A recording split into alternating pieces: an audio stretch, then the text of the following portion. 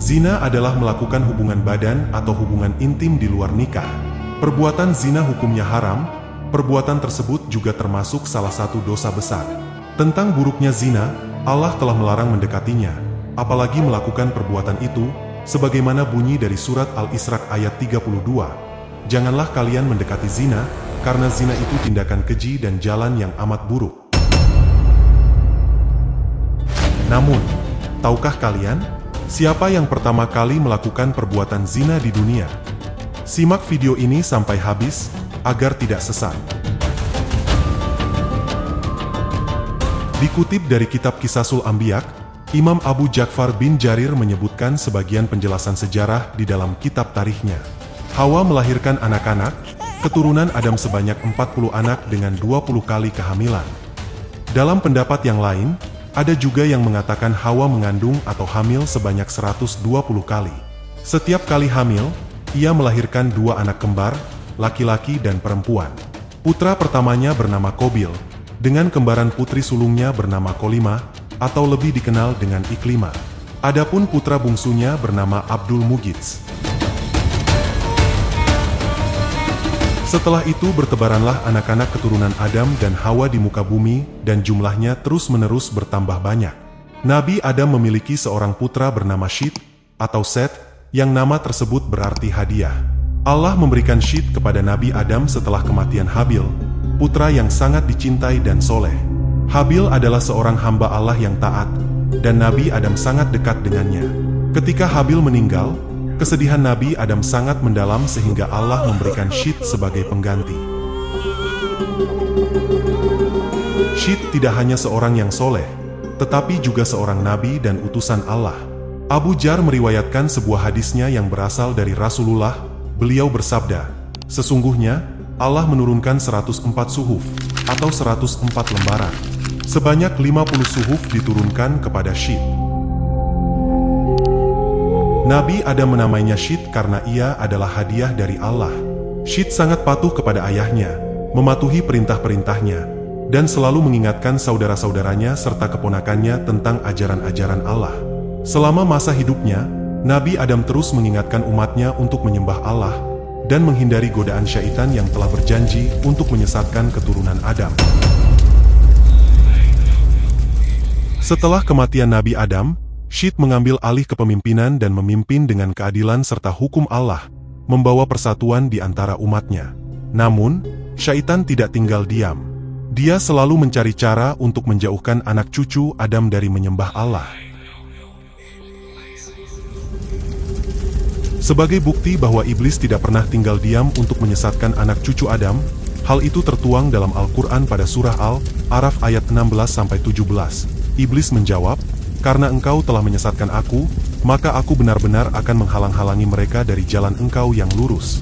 Kemudian aku akan mendatangi mereka dari muka dan dari belakang mereka, dari kanan dan kiri mereka, dan engkau tidak akan mendapati kebanyakan mereka bersyukur atau taat." Dari sini semakin menarik, ambisi iblis dan setan dalam menyesatkan keturunan Adam begitu gigih dan pantang menyerah. Di sisi lain, keturunan Qabil, yang memiliki sifat agresif, serakah, dan sombong, mulai berkembang pesat. Qabil memutuskan untuk meninggalkan Syith dan pergi ke suatu tempat yang jauh. Nabi Adam sebelum wafat tinggal bersama Syith dan keturunannya di daerah pegunungan. Sementara Qabil memilih untuk menetap di lembah dataran rendah. Allah memberikan perintah kepada Syith dan umatnya untuk tidak bercampur dengan keturunan Qabil. Ada perbedaan mencolok antara kedua kelompok ini. Pria dari keturunan Qabil memiliki wajah yang jelek sementara wanita mereka cantik.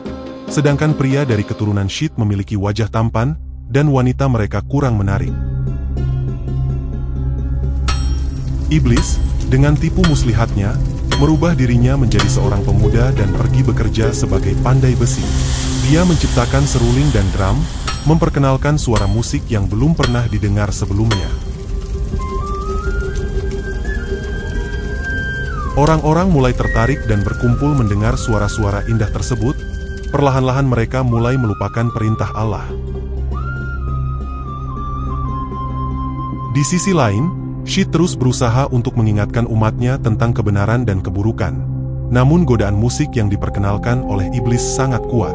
Para pria dari keturunan Syit mulai tertarik dengan wanita cantik dari keturunan Kabil yang sedang menari mengikuti irama musik.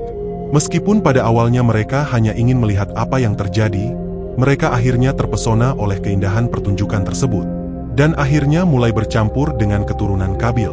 Para pria dari keturunan Syit yang tampan mulai menarik perhatian wanita-wanita cantik dari keturunan Kabil.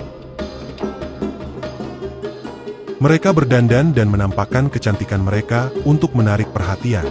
Pertemuan ini menimbulkan reaksi alami antara pria dan wanita, yang akhirnya membawa kepada pergaulan bebas hingga terjerumus ke dalam perbuatan zina. Para ulama mengatakan bahwa inilah awal mula zina atau hubungan di luar nikah pertama kali terjadi di atas muka bumi. Meskipun Nabi Syit terus berusaha mengingatkan umatnya, godaan musik dan pergaulan bebas yang diperkenalkan oleh iblis begitu kuat. Pada malam-malam tertentu, iblis memainkan alat musik dengan irama yang sangat indah sehingga semua orang datang untuk mendengarnya.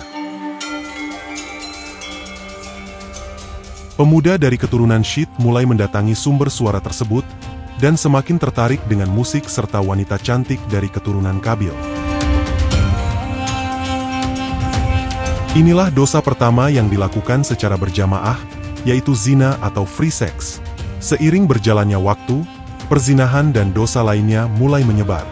Syaitan atau iblis, dengan cerdik menggiring manusia sedikit demi sedikit ke arah yang lebih buruk. Allah berfirman dalam Al-Quran Surat An-Nur ayat 21, "Hai orang-orang yang beriman, janganlah kamu mengikuti langkah-langkah syaitan. Barang siapa yang mengikuti langkah-langkah syaitan, maka sesungguhnya syaitan itu menyuruh mengerjakan perbuatan yang keji dan yang mungkar. Sekiranya tidaklah karena karunia Allah dan rahmatnya kepada kamu sekalian, niscaya tidak seorang pun dari kamu bersih dari perbuatan-perbuatan keji dan mungkar itu selama-lamanya. Tetapi Allah membersihkan siapa yang dikehendakinya. Dan Allah Maha mendengar lagi Maha mengetahui." Syaitan sangat pintar, dia mengerti hati manusia dan tahu bahwa ia harus membawa manusia ke jalan yang salah dengan perlahan. Dia memperkenalkan musik dan zina untuk menggiring manusia menjauh dari Allah. Nabi Syit terus berusaha memerintahkan, menasihati, dan melarang umatnya dari mengikuti langkah-langkah syaitan. Jumhur ulama berpendapat, dari keturunan Syit inilah sebagian besar nabi muncul, tidak ada nabi yang berasal dari keturunan Kabil. Kisah ini menunjukkan betapa pentingnya mengikuti ajaran Allah dan betapa liciknya tipu muslihat syaitan. Sahabat risalah Rasul yang dirahmati Allah, perlu kita sadari bahwa setan tidak pernah lelah untuk membujuk umat manusia agar senantiasa terjerumus ke dalam dosa-dosa. Mulai dari Nabi Adam, hingga berlanjut kepada anak keturunannya, setan selalu memiliki 1000 cara untuk menyesatkan umat manusia. Berbagai bentuk dosa yang kemas dalam kenikmatan, senantiasa membuat manusia tertipu dan terpedaya, salah satunya perbuatan musik dan zina. Kedua perbuatan itu dapat melalaikan hati kita dalam mengingat Allah. Ketika hati lupa kepada Sang Pencipta, maka di saat itulah setan dan iblis mulai membisik untuk bermaksiat kepada Allah. Oleh sebab itu, senantiasalah berdoa agar kita dijauhkan dari segala kelalaian dalam mengingat Allah. Karena akhir dari kehidupan di dunia itu akan diintai pertanggungjawaban kepada setiap manusia. Jika kita selama hidup di dunia hanya sibuk melakukan dosa, maka sudah pasti neraka tempatnya. Namun, jika selama kita hidup di dunia senantiasa melakukan amal soleh, maka sudah pasti surga balasannya. Semoga kisah ini bermanfaat. Yang benar datangnya dari Allah, hilaf atau keliru itu datangnya dari saya pribadi sebagai manusia biasa. Sampai ketemu di kisah-kisah seru yang penuh makna selanjutnya.